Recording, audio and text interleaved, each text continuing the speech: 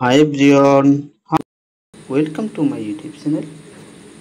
আমরা অধিকাংশ লোকই এখন ফেসবুক ইউজ করে থাকি, আর এই ফেসবুকের সঙ্গে ক্যালেন্ডার অ্যানাবল করতে হয়।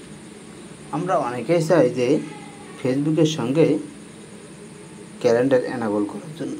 আমরা কী জন্য অ্যানাবল করব? সেটি হলো, আমরা যারা ফেসবুকে ভিডিও আপলোড করে থাকি, ফেসবুকের নিচে দেখবেন যে একটি ক্যালেন্ডার অপশন চলে আসে, সেখানে ডেটে শো করে। এই অপশনটা যদি আপনারা আনতে চান, এটি কিন্তু ফেসবুকের একটি অপশন।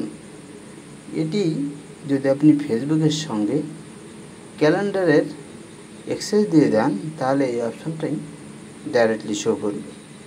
কিভাবে আপনি ফেসবুকের সাথে ক্যালেন্ডার অ্যাক্সেস দেবেন, আজকের ভিডিওতে সেটি দেখিয়ে দেব। এর জন্য যে কাজটা করতে হবে, প্রথমে মোবাইলের ডিসপ্লেতে আসবেন এবং যে সেটিং আইকন আছে এখানে ক্লিক করবেন। এখানে ক্লিক করার পরে স্ক্রল ডাউন করে একটু নিচের দিকে আসবেন।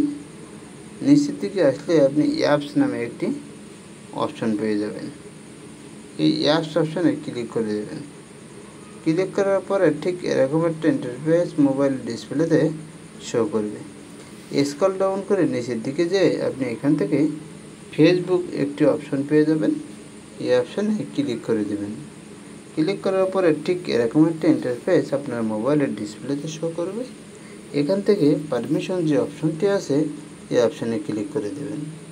ক্লিক করার পরে এখানে দেখবেন যে ক্যালেন্ডার একটি অপশন আছে, এই ক্যালেন্ডার অপশানে ক্লিক করে দেবেন। ক্লিক করার পরে ক্যালেন্ডার অপশানে ক্লিক করলাম। এখানে হুইল ইউজিং দ্য অ্যাপস এবং অলওয়েজ অ্যাপস, এইখান থেকে দুইটা অপশন থেকে যে কোনো একটি অপশানে আপনি ক্লিক করে দেবেন।